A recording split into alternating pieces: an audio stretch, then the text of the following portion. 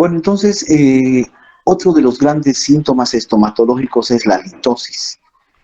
Esta tiene una particularidad que la persona que lo padece no lo siente, ¿no? Se acostumbra al olor y no lo siente. Entonces, es un gran problema social. Afecta, como dice, al 25% de la población mundial y en algún momento de la vida siempre la tenemos, como por ejemplo la matutina, ¿no?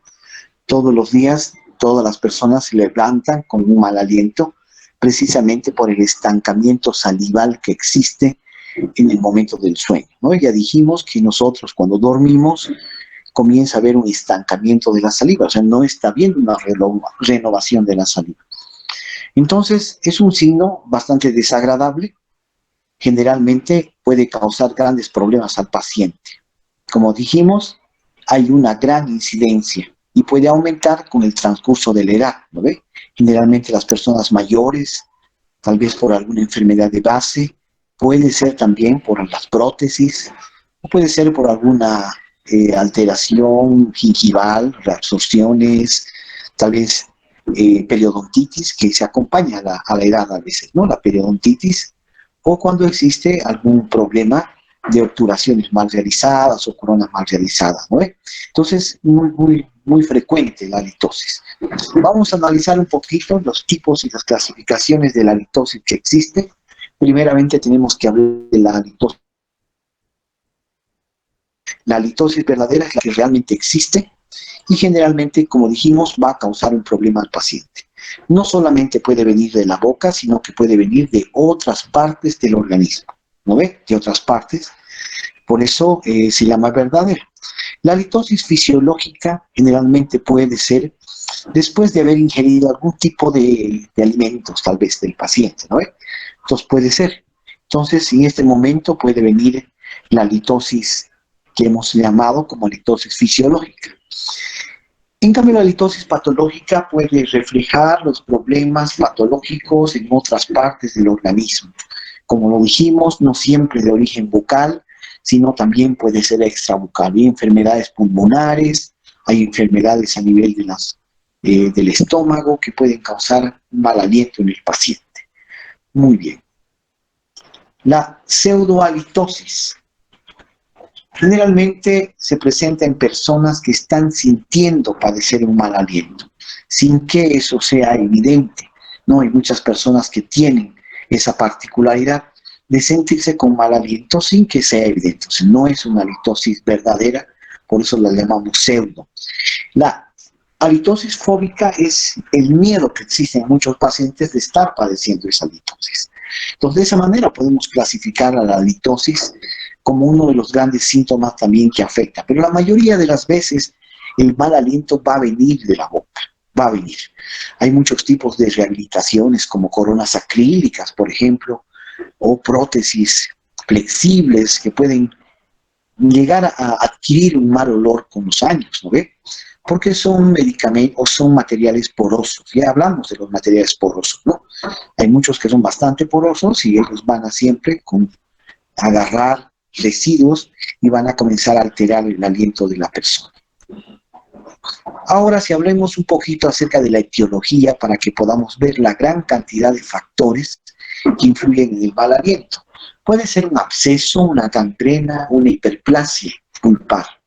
Ya hablamos de la gangrena, ¿se acuerdan? Dijimos que la gangrena es el último estado de la clasificación de las enfermedades pulpares.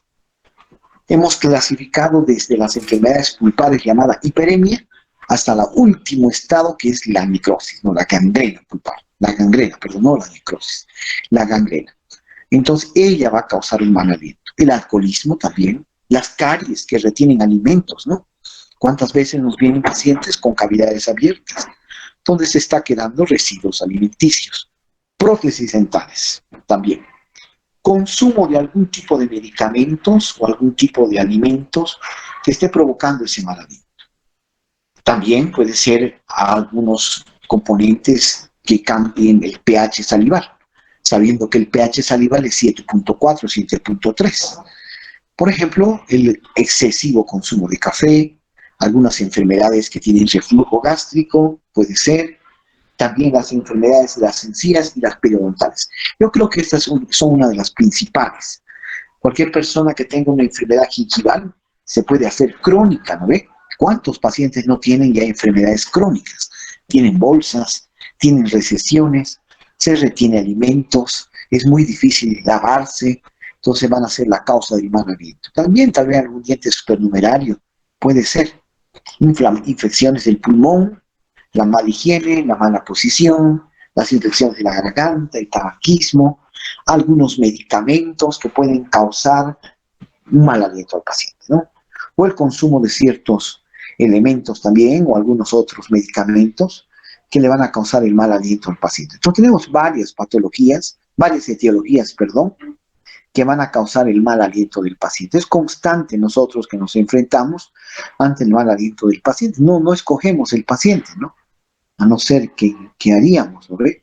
Pero el paciente nos llega y bueno, nosotros tenemos que atenderlo, y peor si trabajamos en un centro de salud, ahí llega los casos más complicados a veces, ¿no? En cambio, la consulta privada hay pacientes que se cuidan mucho más los dientes. Muy bien. Ahí tenemos algunas enfermedades asociadas con el mal aliento. Por ejemplo, la enfermedad llamada gingivitis úlcero-necrotizante aguda, que ya lo hablamos cuando hablamos de enfermedades y de la semiología gingivo-periodontal. Tenemos también la mucositis, que lo hemos hablado. Algunas veces puede ser hasta ulcerativa que se presenta, ¿no? Algunas obstrucciones intestinales. Insuficiencia renal crónica, esa es un problema, ¿no? Los pacientes que están con alguna enfermedad severa a nivel renal, como los dializantes que tenemos, estos pacientes pueden tener un olor muy fuerte a amoníaco. La diabetes, ¿no? Acetona, dulzón. La diabetes es un problema muy fuerte para nosotros, ¿no ve? Y algunos cánceres, por ahí del estómago, abscesos pulmonares, faringitis que puede ocasionar el mal aliento. Pero como les dije, el principal factor realmente es dental. Tenemos pacientes que nos vienen en este estado, ¿no ve? ¿Qué diríamos nosotros? Caries ya no es caries esto, ¿no? Ya está comprometido el nervio, está todo ya, ¿no? Entonces, estos, ¿no? Que son receptáculos para que se quede todo ahí. Entonces ahí comienza el mal aliento del paciente, ¿no ve? Especialmente en personas relativamente jóvenes, ¿no ve? Muy bien, entonces ya tenemos esos factores asociados más al mal aliento. Algunas otras enfermedades que pueden también provocar el mal aliento, dijimos que es la diabetes, las enfermedades hepáticas, las uremias y algunos otros medicamentos, algunas otras enfermedades que tienen que ver también con el estómago, con las vías renales y todo eso. Y hace mucho también la alimentación, ¿no? Muchos pacientes pueden consumir un cierto tipo de alimento que va a causar un mal aliento en la persona. Muy bien, entonces ya tenemos todos esos factores. ¿Qué hace el odontólogo? Generalmente el odontólogo siempre está educando a su paciente, ¿no? Ahora tienen materias que ustedes llevan con estomatología social, donde les enseñan a educar a los pacientes, ¿no? Ahí seguramente les enseñarán a cepillarse, les enseñaremos una técnica de cepillado y comenzaremos a hacer de la higiene dental un buen hábito, ¿no ve? Eso es importante porque a veces es muy difícil alcanzar el hábito, dijimos, ¿no? En personas adultas es constante, por ejemplo, no tienen gingivitis, se hace una buena profilaxis, una buena limpieza y al poco tiempo nuevamente, pese a haberle explicado, haberle recetado nuevo cepillo, nueva pasta, nuevo enjuague, los dentales y algunos otros elementos más de la limpieza y van a recidivar. En cambio, en el niño es más fácil conseguir ese buen hábito, ¿no? Entonces tenemos muchas cosas para poder ayudar a que el paciente tenga una muy buena higiene, ¿no? Seguramente una técnica de cepillado depurada que tiene que saber el paciente, la utilización de algunos ayudantes o coadyuvantes de la limpieza, como los enjuagues bucales, los hilos dentales, ¿no ve? Todo eso podemos hacer. Y algo que debemos siempre también hablar a los pacientes cuando estamos atendiéndolos, es que su visita tiene que ser semestralmente o máximo anualmente al odontólogo. Máximo, ¿no ve? Entonces ahí no faltan los pacientes generalmente, ¿no? Ellos vienen, están motivados, saben que necesitan cuidarse la boca, al igual que se cuidan otras partes del organismo, ¿no? Entonces la boca necesita un presupuesto hay que decirle al paciente, para poder hacerse un chequeo anualmente. Y ahí vamos a hacer limpiezas, unas caries pequeñas, eso, ¿no? Entonces es importante aquello. Entonces ya seguramente ustedes tienen el vasto conocimiento acerca de los métodos y los elementos que utilizamos para poder realizar la limpieza de la boca, ¿no? Y las técnicas de cepillado también, ¿no? Hay que explicar muy bien eso al paciente porque antiguamente, por ejemplo, no se hablaba mucho del cepillado lingual, pero ustedes saben ahora que es parte, ¿no? El cepillado lingual es más, existen cepillos que ayudan al cepillado y algunos otros elementos que te ayudan a cepillarse muy bien la lengua. Eso evita también enfermedades de la parte dorsal de la lengua, ¿no? Muy bien, entonces esto no podemos hablar porque yo sé que ustedes lo conocen muy bien. Vamos al siguiente otro gran síntoma. Este es el más larguito y a ver cómo nos va. El tumor o la tumefacción. Todo lo que llamamos como aumento de volumen puede llamarse tumefacción o tumor. Entonces, cualquier elemento que ha distendido la cavidad bucal, una zona anexa, un proceso infeccioso, tal vez una asimetría de la cara, del cuello, puede llamarse ya como una tumefacción. Generalmente está bien acompañado de la tetrada de Celso, que es el dolor, el rubor, el calor, el cambio de color que existe. Generalmente. No siempre es así, no siempre es así. Hay algunas enfermedades que no pueden doler, ¿no? Como los cánceres, por ejemplo, ¿no? Los carcinomas, que al final lo vamos a hablar realizando una pequeña clasificación. Entonces, fíjense, cualquier aumento de tamaño se podría llamar como una masa, un bulto. ¿Y quién puede ver en la cavidad esto? El odontólogo, porque no hay otro profesional que te haga un análisis parte por parte de la boca, no hay. El otorrino no te va a ver mucho la boca, él se va a ver la garganta, fosas nasales, y ya. Algún elemento debajo de la lengua, en algún otro lugar, va a pasar por alto. Entonces, el que está relacionado constantemente con la boca es el odontólogo. Entonces, podemos encontrar algunos abscesos, que seguramente aplicaremos los medios semiológicos que ya conocemos para cada elemento que hemos revisado, como mucosa, por ejemplo. Por ejemplo, yo no voy a poder diagnosticar solamente observando, tendré que palpar, ¿no? Tendré que ver si le duele o no le duele, tendré que ver si está caliente, si está frío, si es una zona resiliente, si es de corta aparición, de reciente aparición, entonces, tantas cosas que preguntamos y diagnosticamos, ¿no ve? La mayoría de las veces el diagnóstico es clínico, la mayoría de las veces es clínico. No siempre estamos pidiendo exámenes de complemento. Yo creo que si le tomo una radiografía de esto, creo que no saldría nada, ¿no? Porque seguramente debe ser una cantidad de pus, tal vez, eso no va a salir en la radiografía.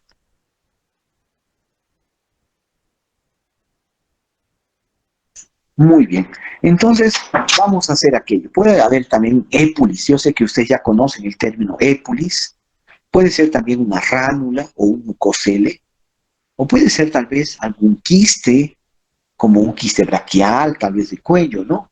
O también alguna neoplasia, tal vez, del sistema ganglionar que puede suceder. Entonces nosotros estamos constantemente viendo aquello. Vamos a ver, estos tumores pueden ser de diferentes contenidos, por ahí pueden tener saliva, linfa, grasa, entonces pueden tener varias cosas, hasta pus, ¿no? Que es lo más común que presenta. Tenemos en la parte estomatológica muchos términos que tenemos que comenzar a utilizarlos ya y utilizarlos en forma correcta, como son, por ejemplo, el término edema facial o cérvico-facial. Generalmente se presenta por un proceso inflamatorio, tal vez por algún traumatismo, que puede ser generalmente la acumulación de líquidos. Entonces, esa puede estar ubicada solamente en la cara, o también puede estar ubicada a nivel de la cara y a nivel del cuello. Muchas veces tenemos esos cuadros. Hay un cuadro llamado el edema de Quincke, no sé si lo conocen, es una alergia que se presenta especialmente en el labio inferior, este edema de Quincke. También tenemos la celulitis. ¿Qué es la celulitis? Inflamación del tejido celular subcutáneo laxo. Entonces, esto también es muy constante que vengan pacientes con celulitis al consultorio. Es muy constante.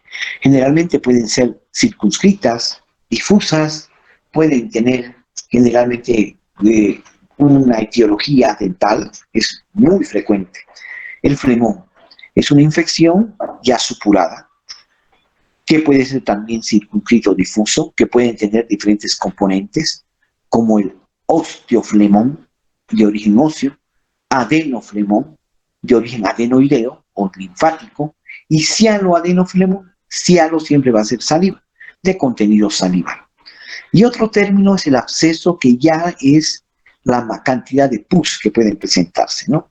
Entonces ya se puede localizar a nivel de la dermis, a nivel de la hipodermis. Entonces esto es importante, que nosotros comencemos a hablar muy bien de los términos.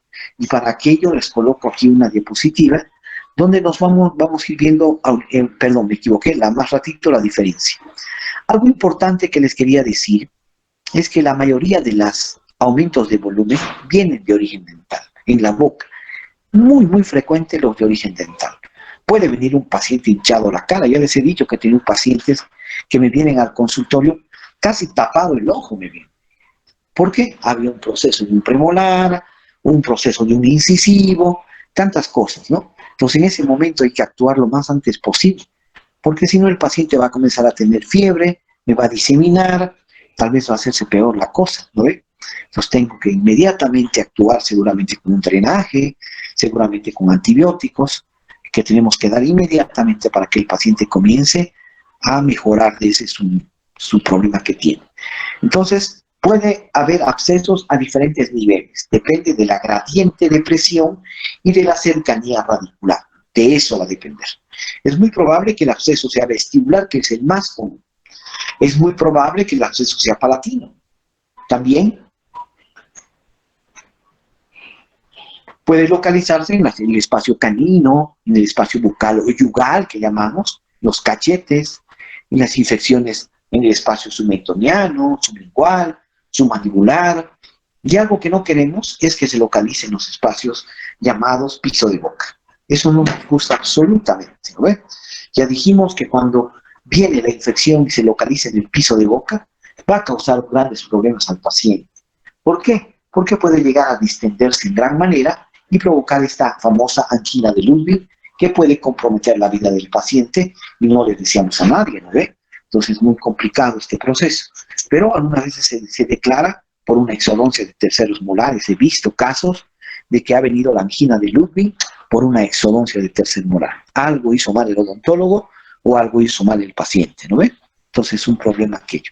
Muy bien, entonces ya sabemos que según la gradiente de presión tendremos los diferentes lugares donde se va a ubicar el proceso infeccioso. Después, las fistulizaciones. ¿Qué es la fistulización? Es la salida, que puede ser natural o que podemos nosotros realizar.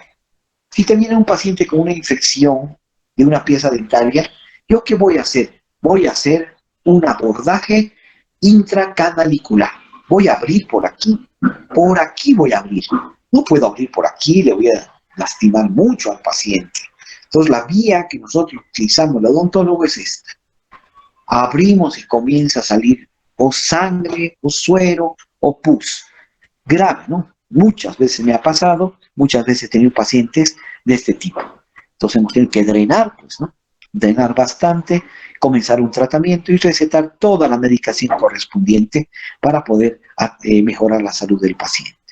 También tenemos transparental, muy difícil que por aquí salga la pus, pero debe haber casos sinusal que se vaya a nivel de los ápices, al seno maxilar, nasal, al piso de boca. Puede ocurrir al piso de las fosas nasales, puede ocurrir, como es el caso aquí que no se ve la figurita. Vestibular es la más común, palatina también, y también cutáneas, ¿no? A veces es tanto el proceso que no ha sido atendido que puede llegar a alterar la piel del paciente.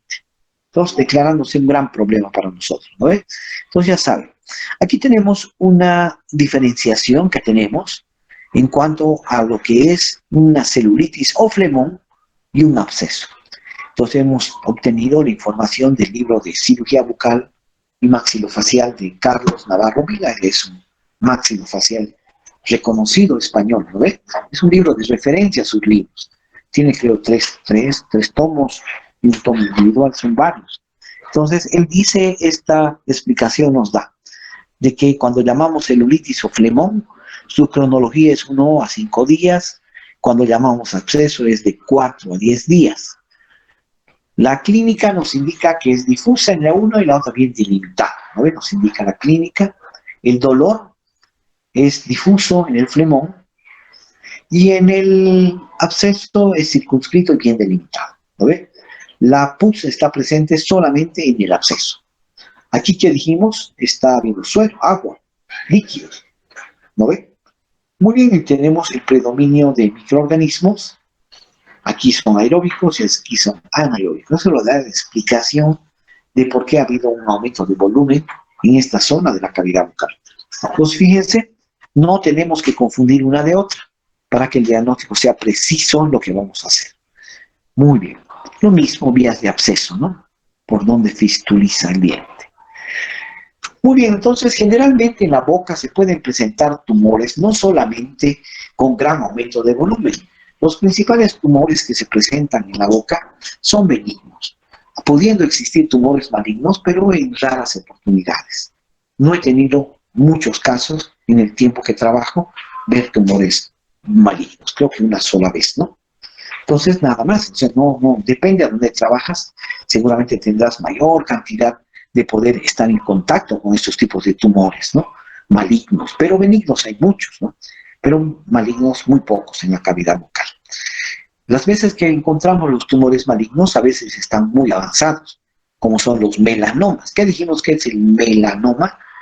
Tumor maligno de origen pigmentario. Complicado, metastiza rápido y el paciente llega a fallecer. ¿No ve?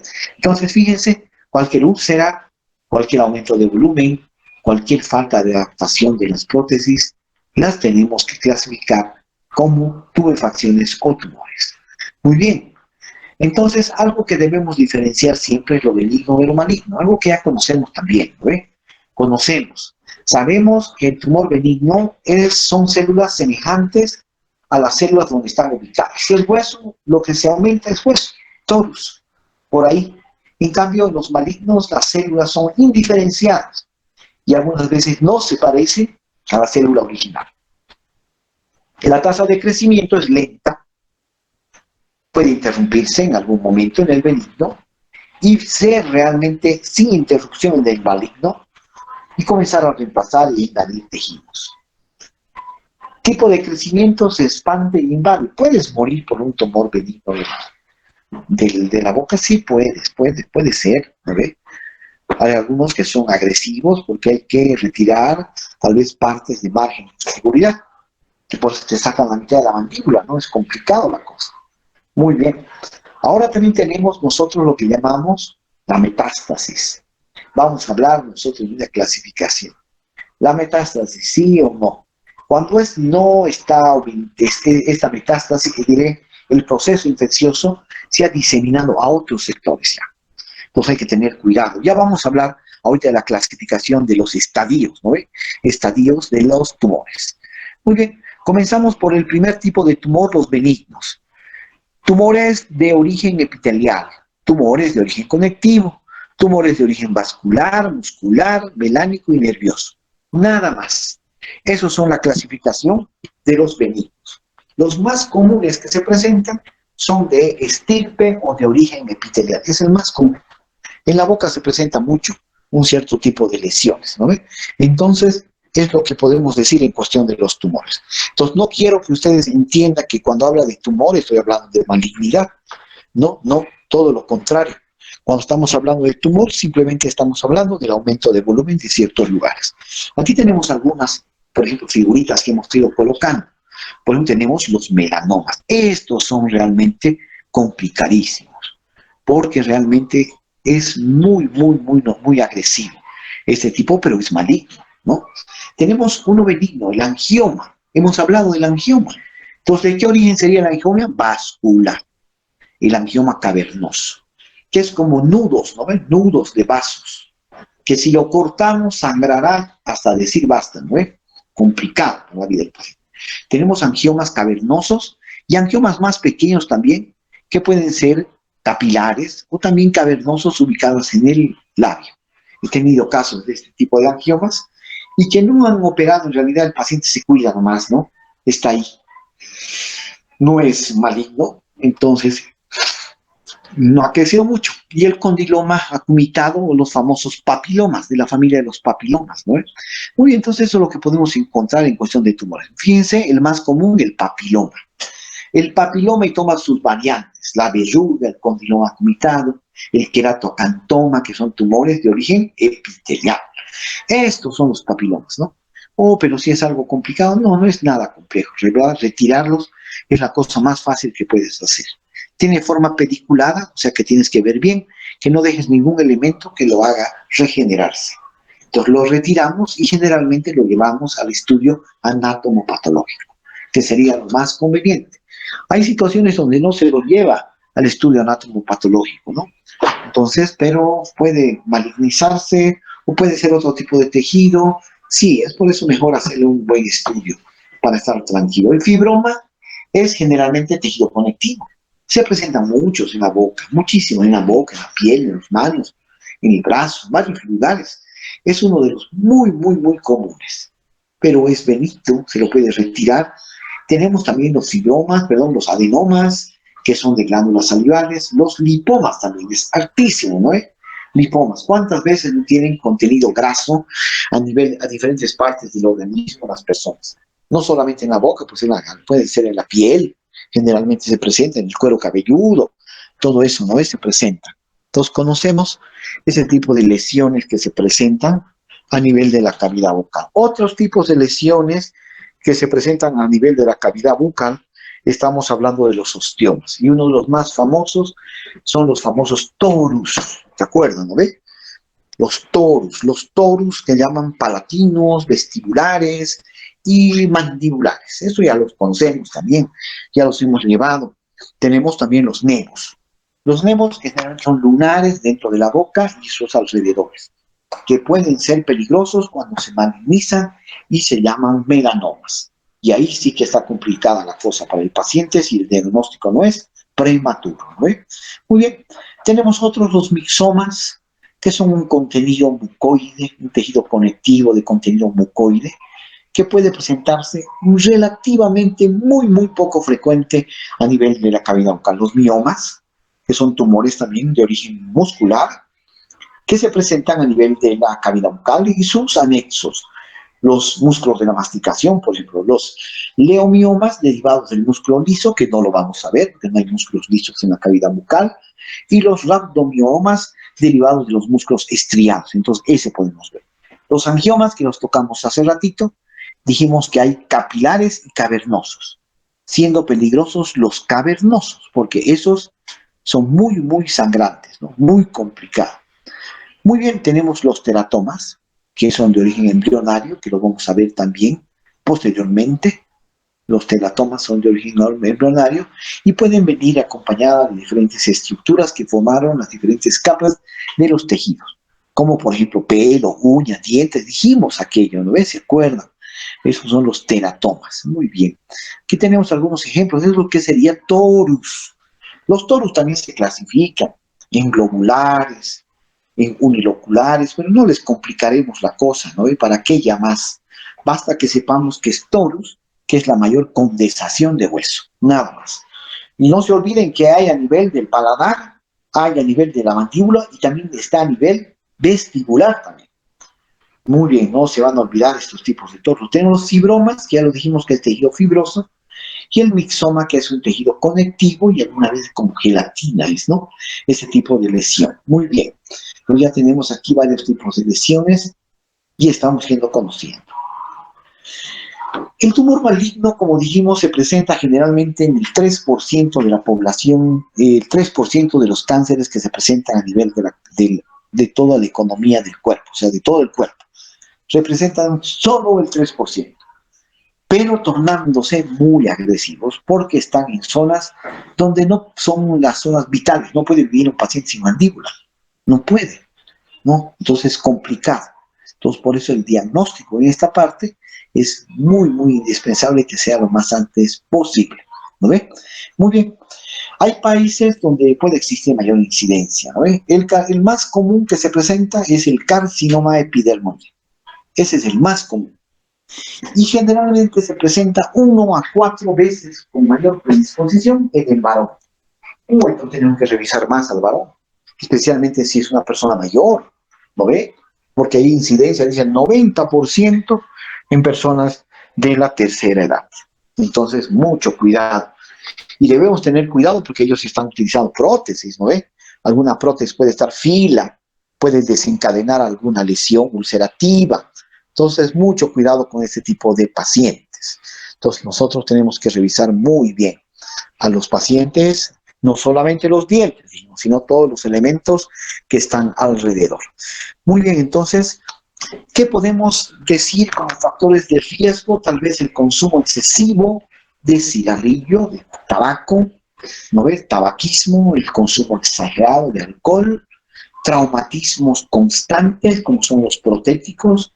Ya les he dicho cuántas veces no te recibimos pacientes que nos dicen, oh, mi prótesis, doctor, 10 años. Me dicen, oh, pero qué bien, le digo, veo su prótesis, la está aguantando, no tiene gancho, no tiene topes, se está enterrando en su mucosa, así están los pacientes. No hay que cambiarlo, porque ustedes saben que las prótesis son dentomucosoportadas, ¿no? Especialmente las de cromo cobalto, son dentomucosoportadas, que significa que están soportadas por el diente y soportadas por la mucosa. Y en algunos pacientes ya la mucosa está aguantando y está realmente hundida y lastimadísima, ¿no ve?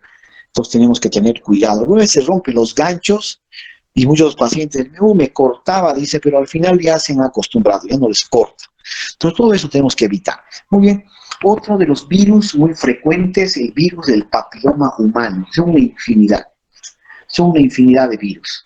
Hay por números, por nombres, son varios. Entonces seguramente algo lo estudiaron ustedes en inmunología, ¿no? De este tipo de virus. Exposición al sol, a veces hay cáncer del labio inferior, la edad adulta, la avanzada y el deficiencias nutricionales pueden ser los factores de riesgo, ¿no? En los tumores malignos. Muy bien. ¿Qué podemos hacer nosotros? Estar atentos. Si encontramos una llaga, una úlcera, ¿por qué se presenta la úlcera? No, está cortándole esta coronita. Le cambiamos la coronita, pues nada, sigue todavía con esas úlceras. Ya eso es algo que preocuparse mucho, ¿no ve? Tenemos también el dolor de repentino de la boca, sin estar seguros de cuál es su etiología. También otro problema, ¿no ve? También tenemos algunos bultos o engrosamientos, dificultad al masticar o al tragar, endurecimiento de ciertas áreas, hinchazón también, aumentos de volumen, aflojamiento repentino de los dientes, también puede ser, pérdida de peso y el mal aliento constante. Entonces debemos tener mucho cuidado porque nuestra responsabilidad va a ser revisar al paciente. Fíjense, por ejemplo, esto que se llamaba, ¿se acuerdan? Leucoplasias. Son lesiones premalignas. Mucho cuidado con las leucoplasias, ¿no? Muy bien, otras cosas, úlceras que no sanan, tenemos que revisar. Muy bien, todo esto. Y bueno, para ir más o menos terminando, tenemos la clasificación de los tumores malignos.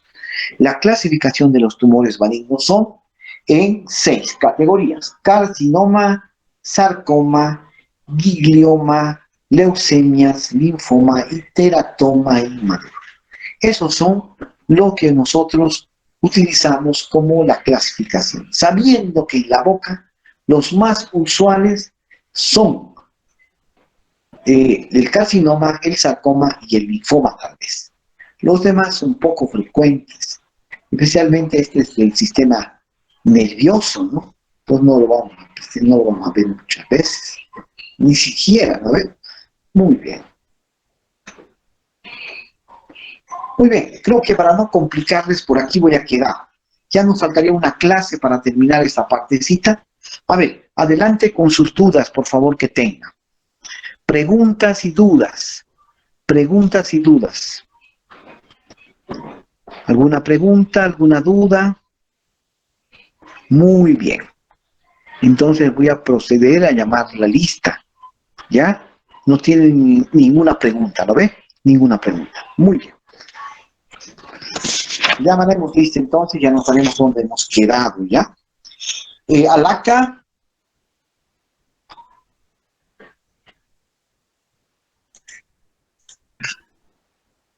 Ya. Ali, Aquí. Toma agua, quita. Al José, llévale ahí al José. Ali, Ancalle, Ancasi,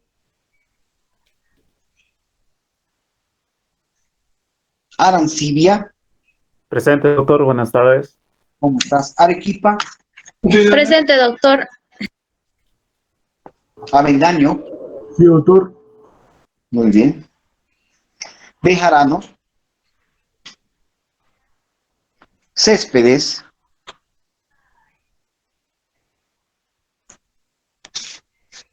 Choque Armando, Choque Paola, Choque Anabel,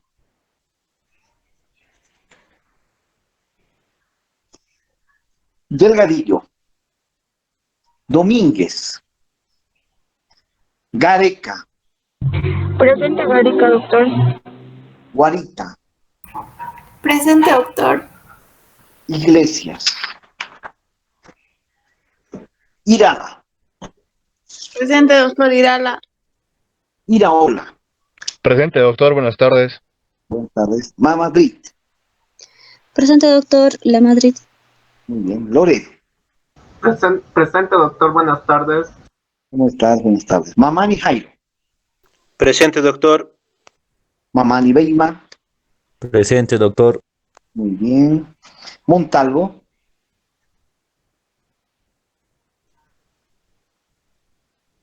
Moscoso,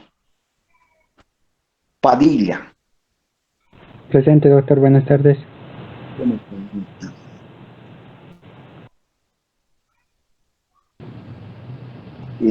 Pérez, Quispe, Judith, Rivera, Rojas, Presente, doctor. Bien, Presente, doctor. Rojas también, listo. Tenemos Salazar, Presente, doctor. Lluvia, Presente, doctor. muy bien, Uriona, Presente, doctor. Ustagaste, Presente, doctor. Vilca, Zárate, Presente, Sardán, doctor. se llama Sardá, Saigua, Chambi, Marcelo. Muy bien, ¿alguna persona que no llame lista? A mi doctor Romero Maribel. Muy bien, Romero presente. ¿Alguien más? Roja, doctor. Rojas está presente. ¿Alguien más? Doctor. Padilla, ¿me escucho, doctor? Sí, está muy bien, Padilla. Doctor, Céspedes no puede encender su micrófono.